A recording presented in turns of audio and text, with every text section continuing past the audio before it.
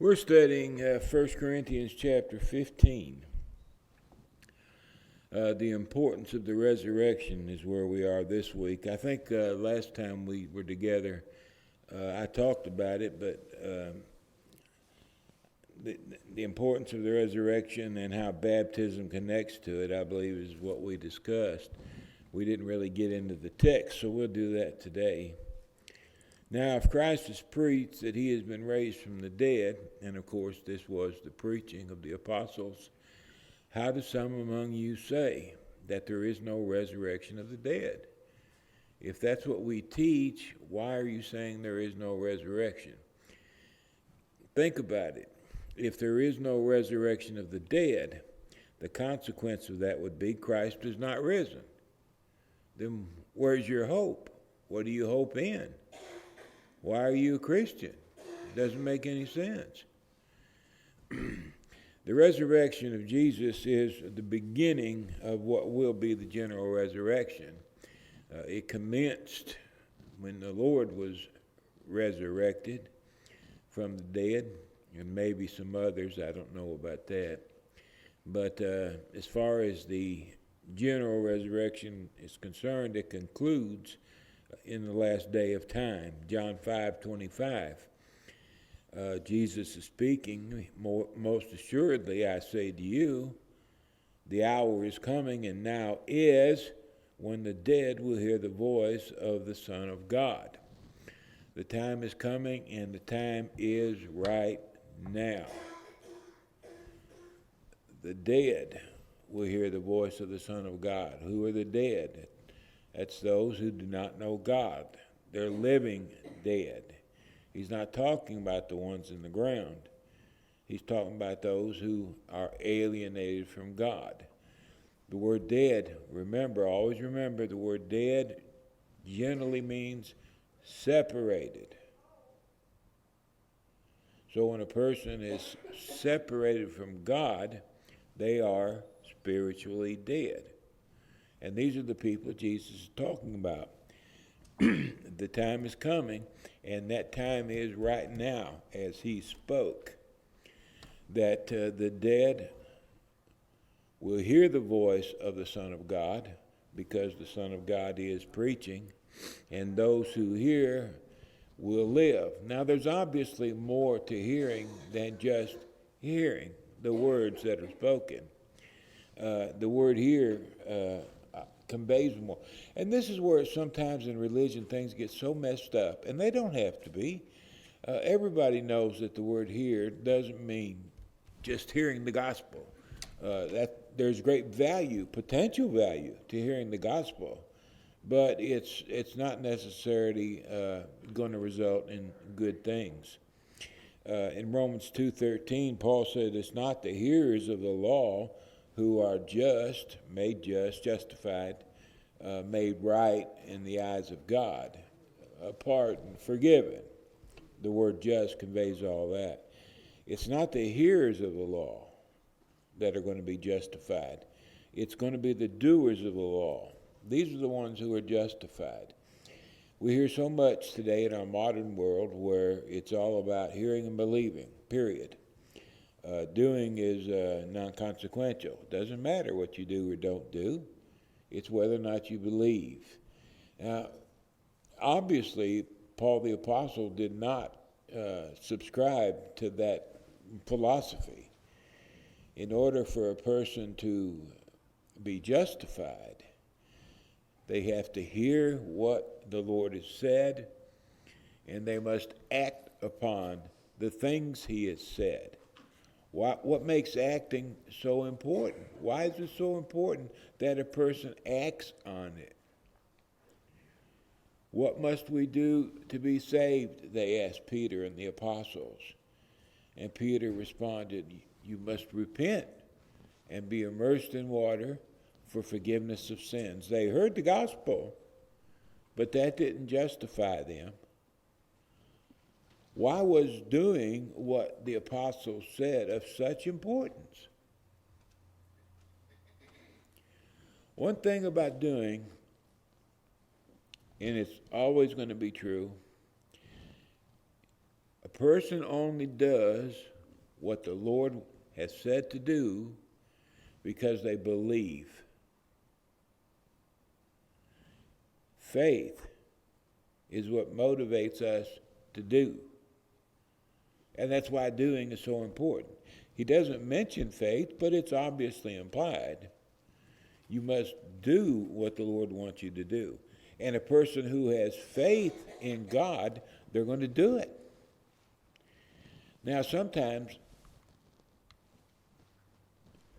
we have a degree of faith, but not enough faith to motivate us to do everything the Lord wants us to do. We do things we agree with. We do things that don't make us nervous.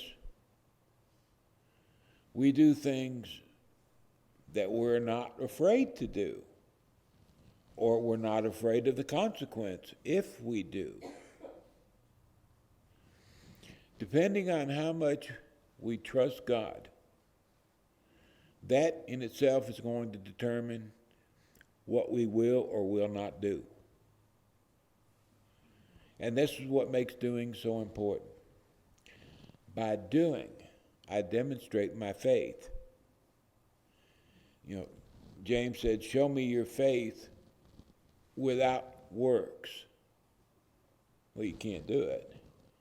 I'll show you my faith by my works. In other words, James is saying, you can tell by what I do that I believe. Well, obviously, if I don't do, it's due to a lack of faith. I'm not going to say because I don't have any faith, because I may have quite a bit of faith, actually. Just not enough faith to get me to do this particular thing. Therefore, doing becomes very important to me personally, and you personally. Because when I know what the Lord wants me to do, and if I choose not to do it, it's demonstrating to me that my faith isn't complete. I'm lacking something. There's a lot of things. When I was, mostly when I was younger, one of the things that I learned I was supposed to do was speaking to other people about the Christ. And I didn't want to. Well, for one thing, I didn't know much. So probably better I didn't talk much. But sometimes I was ashamed to. I can admit it now. I wouldn't admit it back in. But I can admit it now. Sometimes I didn't want to talk about the Lord because I felt kind of queasy about doing it in front of certain people. A lot of people had known me for a very long time, and I didn't want to talk about the Lord to them because, they're probably going to laugh at me and make fun of me, call me a hypocrite or whatever, and I didn't want to go through all that. And then when I got a little more serious, Bill is the cause of it. He taught me about going into a person's house and talking to him about Jesus. Man, I didn't want to do that. But the way he presented it is like, some people, you've got to do it.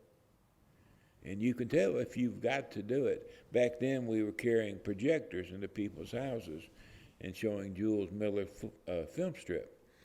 And I didn't want to do it, so I didn't do it for a while. I didn't know it at the time, but my unwillingness to do it was a revelation of my lack of faith. I didn't know that then. I know it now. If I had had more faith, I would have done it. But I just didn't have that much faith. So it took me a while, and then finally I decided, and I found Ethel May Mayberry, She belonged to a denomination, I don't know what. But I thought, she's really nice. So I decided to start with her. And she was the first person I ever tried to teach one-on-one. But it took me a while to do it. And it was because my faith wasn't as strong as it would become. And sometimes that's what we go through. You know, all of us, when it comes to faith, faith is relative. None of us have complete faith. None of us. We all have to grow in faith. But depending on where we are in our Christian relationship, our relationship with Christ, along the way, we see times that teach us that our faith is lacking a bit. And that makes it possible for me to strengthen or shore up my faith in that particular area. And I found the best thing to do is just go ahead and do it. Just suck it up and act like a man and do it. And after I would do it, I would feel a little better about myself. But the main thing was I was in a position where I was more likely to do it again. And I did.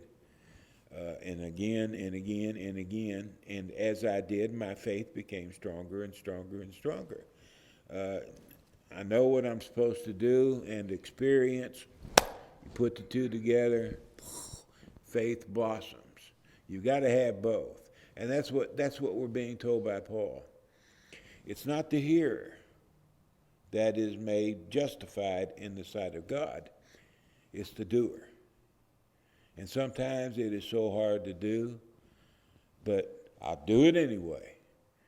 If I have to make a fool out of myself, I'll make a fool out of myself. Ever since I've been a Christian, I've been made fun of. Today, people, in education institutions, they talk about people like me, we're idiots. We believe in foolishness. That doesn't bother me anymore. It's more of a badge of honor than anything. But there was a time when it bothered me. But faith overcomes all that. So a statement like this is not something we want to take lightly, because the education we're receiving from Paul right here is very important. It's not the hearer of the law. That's what you're doing now, you're hearing. Well, after you get done hearing, you're supposed to go out them doors and do. If whatever we're teaching about. Now, I'm not saying that everybody's qualified for everything. I don't believe we are. I don't believe everybody is equipped to go into a person's house, sit down, open the Bible, and teach them. I don't think everybody's equipped to do that. Some people are, some people are not. Some people need to get ready. They need to learn to teach before they teach. I went in trying to teach, and I was dumber than a box of rocks. I mean, any question I couldn't have answered. I was a fish out of water, to tell you the truth. But that's why I picked somebody real nice like Ethel May. I knew she wouldn't put me on the spot. So I was very careful to pick my first people out to make sure I didn't get too embarrassed. It's very important. That's what Jesus is saying in John 5:25. The hour has come when the dead, those who are separated from God, will hear the voice of the Son of God, and those who hear, who act upon what they've heard, believe and act upon what they've heard, they will live eternally. That's the meaning of it.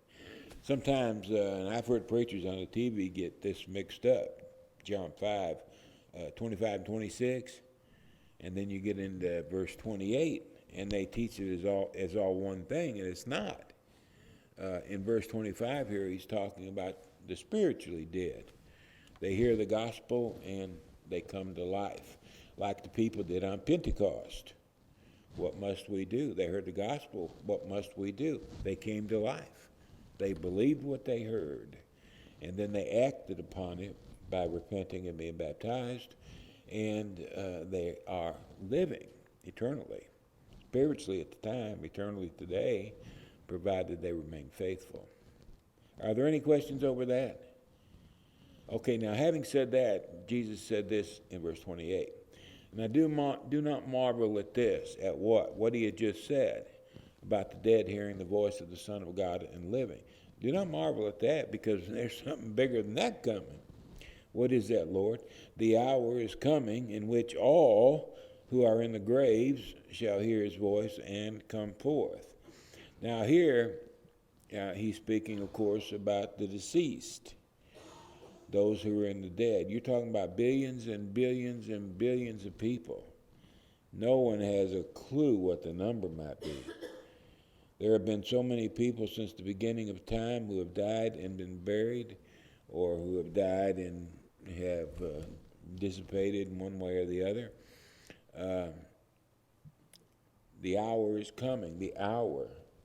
It's a relatively short period of time. Otherwise, he would have said the day, the time, the week, the month. The hour is coming in which all, that's everybody, the good, the bad, and the ugly, they will hear the voice of the Son of God, and they will come forth from the graves. Not the old body, but there's going to be a new body, a spiritual body. A body that will never be destroyed.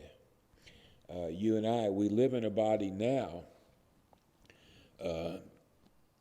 We're spirit beings living in a body of flesh. But in the resurrection, we, the spiritual being, will re-enter a spiritual body, which will endure forever, without end. Being an immortal body. Now he's talking about the general resurrection. Okay, what we refer to as the general resurrection. This is what Bible scholars and preachers call it. Distinguishing between this and any other resurrection. Lazarus was resurrected from the grave. Well, that's not what Jesus is talking about here. He's talking about a different resurrection. Lazarus was resurrected in his old body of flesh.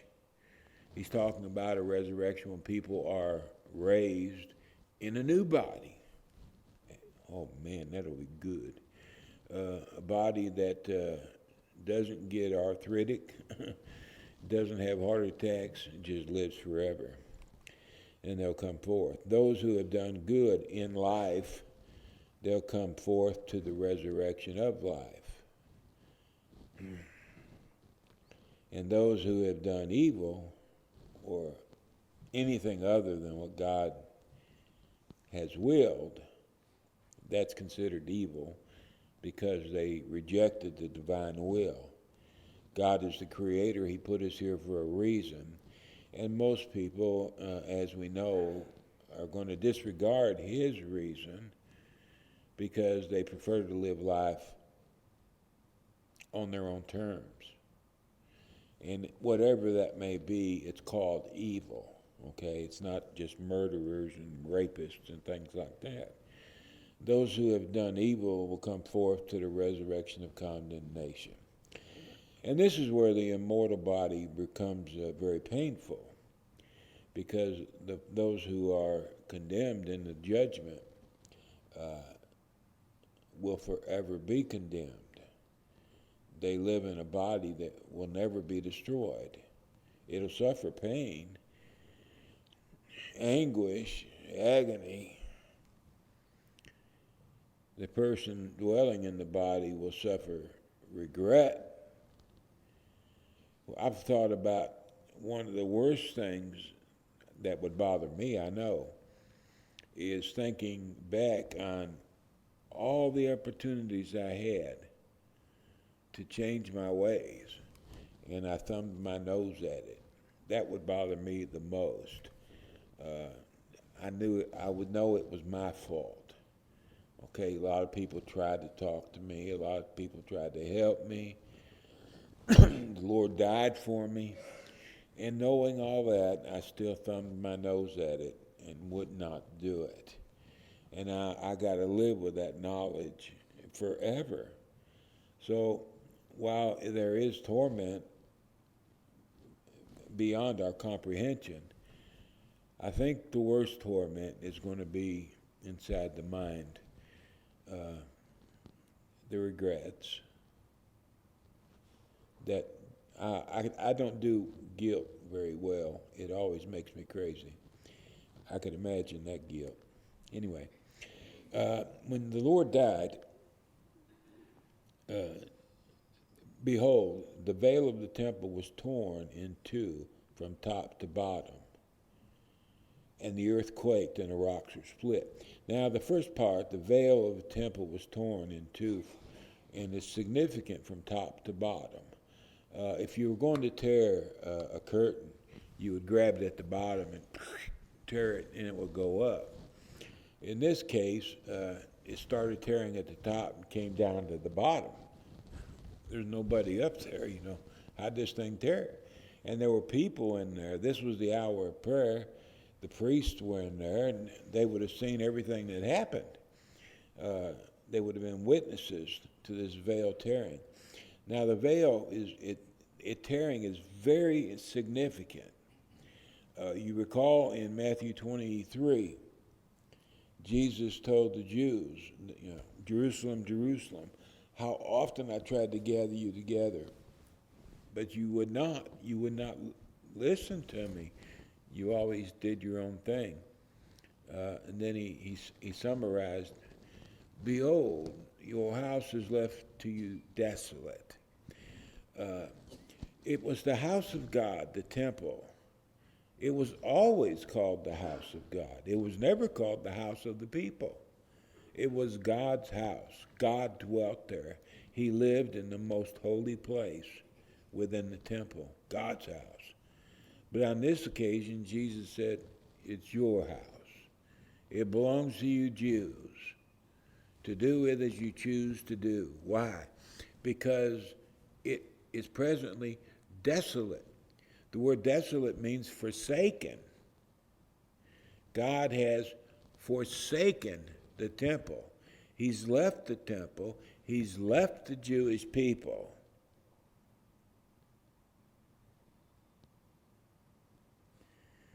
And now it's your house.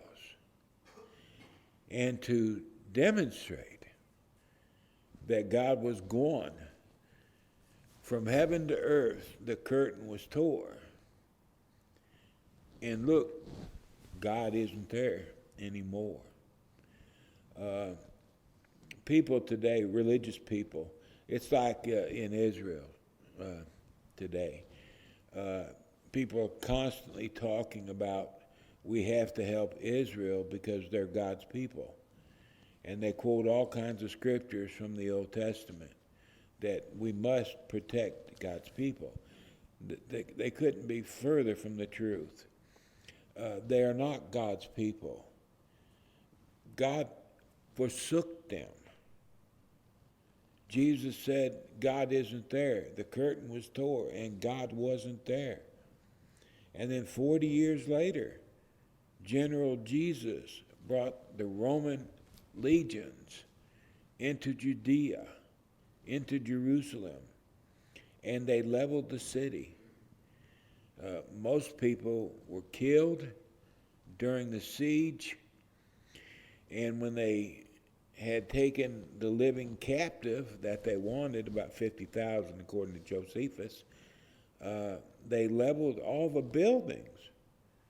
And then they took turning plows and they turned the earth where the temple sat. It was, according to Josephus again, it was as if it had never been inhabited. That occurred in 70 A.D. Jesus said, your house, the house of you Jews, is now empty. God's gone. And 40 years later, everything was destroyed.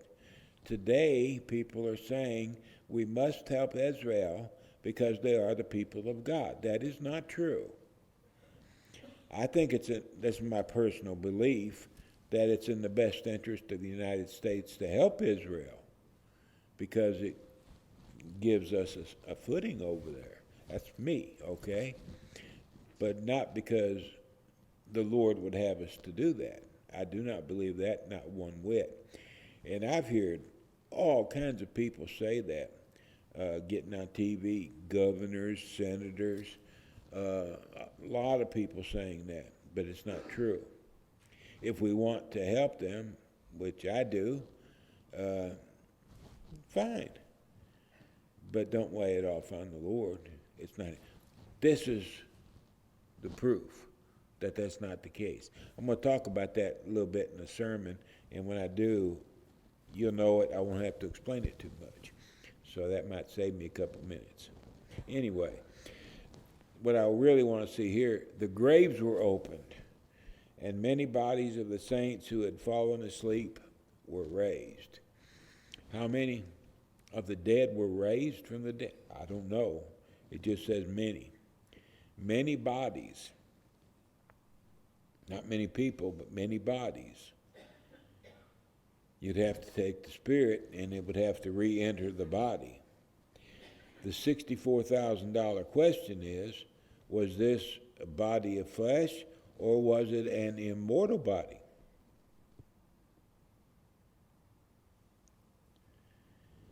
And no one can answer that question. Some people say they can, they can't. Whatever they say, whether it was a body of flesh or an immortal body, they can't prove it. It's just not provable. This is a question we got to live with until we get to paradise.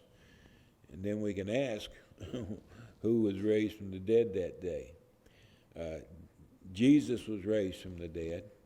And after Jesus was raised from the dead, and that's significant, after he was raised from the dead, many others were raised from the dead. Never to die again, or like Lazarus, to have to go through death one more time. I don't know. Everybody's got an opinion, but it doesn't matter. No one knows, okay? But at any rate, after Jesus was raised from the dead, many bodies of the saints who had fallen asleep were raised, and coming out of the graves after his resurrection, they went into the holy city, Jerusalem, and they appeared to many.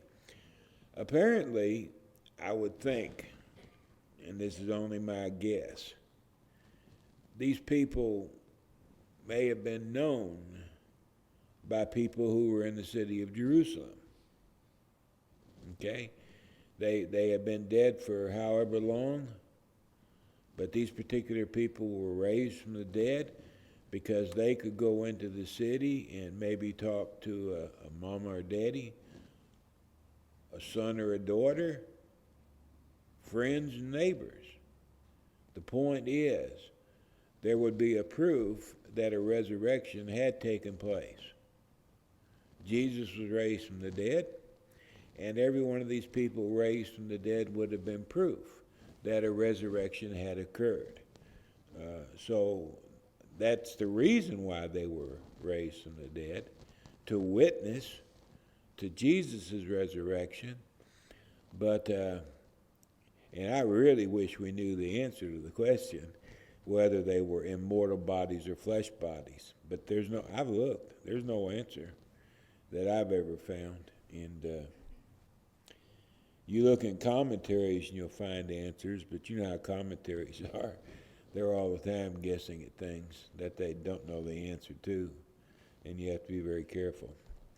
But there was a resurrection, which was important. Back to the text. If Christ is not risen, the consequence of that, our preaching is empty. Your faith is also empty. It's all for nothing.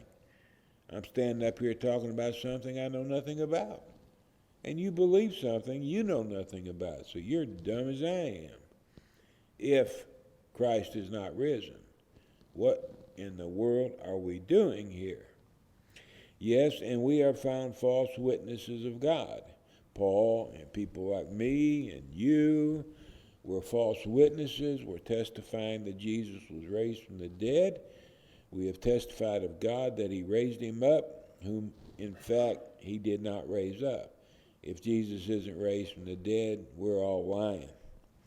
If in fact the dead do not rise, but we believe the dead did rise. If the dead do not rise, the logical conclusion, Christ is not risen, and if Christ is not risen, your faith is futile, it's vain. You are still in your sins. We've never been forgiven. The only reason we could have been forgiven, would have been forgiven, is if Christ did in fact rise from the dead.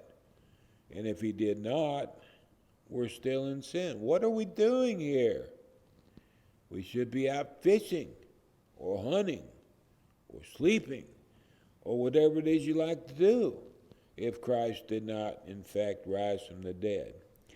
Also, those who have fallen asleep in Christ, they have perished. We look forward to the day we will be reunited. No such day is coming. If Christ did not rise from the dead, then no one else is going to either. If in this life only we have hope in Christ, we are of all men the most pitiable. I think we are of all men the biggest fools too. What a foolish thing to do. Spend your life living out a lie. I can't even stand the thought of that. But that's not why I believe. I believe because I've seen evidence. The resurrection plan. But now Christ is risen from the dead. We know that to be the case. The evidence is in. And he has become the first fruits of those who have fallen asleep. The first fruits. The first of what was to come. This goes back to the Old Testament law. For since by man came death, by man also came the resurrection of the dead. By man, Adam, came death. By man also, that would be Jesus of Nazareth, came the resurrection. For as in Adam all die, even so in Christ all shall be made alive. One man, we all died. One man, we can all live. It's very deliberate in the planning, but each one in his own order, his own time and place. Christ, who is the first fruits, that's why he had to come first. And after he was raised from the dead, then others could be raised from the dead. Why? He's the first fruits. He's the first to be resurrected.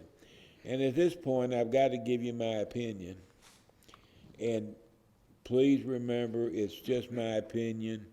It's worth about nothing. I think Christ was the first fruits.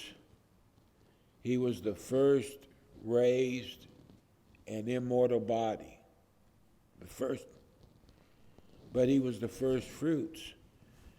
Did it mean the others who were raised also? Does that mean that they were raised an immortal body, just as he was? Is that the significance of him being raised first? Remember, Lazarus had already been raised from the dead before Christ was raised from the dead. But these people were raised after Christ was raised. Him being the first fruits, now you can raise others who are in an immortal body. Food for thought. But I can't prove it. I've thought a lot about it, and I just don't have the confidence. If they were, like you said, raised immortal, that means that they had to be recognizable to be able to go into the city and others see them and recognize them. Yes. They would have had to have looked just like they looked. when they were living, if that were the case. So would that give indication that when we get to heaven, we'll know others by their looks like we do here on earth? I believe that's the case. Okay, I want to be 18 when that happens. Well, it's not up to you. You won't be in a broken down body anymore. You won't look as old as Moses anymore. That's the only way I can justify it. We can know one another. Oh no, there's other ways. Oh yeah, yeah. Through and through, the scriptures teach us that we will know one another in heaven. Yeah. Paul was talking to Thessalonians about jumping for joy. You are my crown and glory. Meaning, when I see you in heaven, you're my fruit. You know, you're why I lived. You're what I accomplished. And he had to know him to make such a statement. No, oh boy, yeah. I asked you a question. Just ponder it and see what you think. If we didn't recognize one another in heaven, would that hurt our understanding of heaven? Would heaven be the heaven I look forward to if everybody there is a stranger to me? Yeah. When I go somewhere now, and I go in a building, for example, first thing I do is look for people I know, and then when I find them, I go stand close to them. And when I'm in a place where I don't know anybody, I'm very uncomfortable. I'm a wallflower by nature. I just stand still and shut up. I don't see much happiness in that case. And that's just from a logical point of view. Would heaven be heaven if we didn't know each other? But there is proof that we shall. A lot of proof that we shall. This is one of them. These people went and revealed themselves to others. You got to stop and think. Some of these people may have been dead 50 years.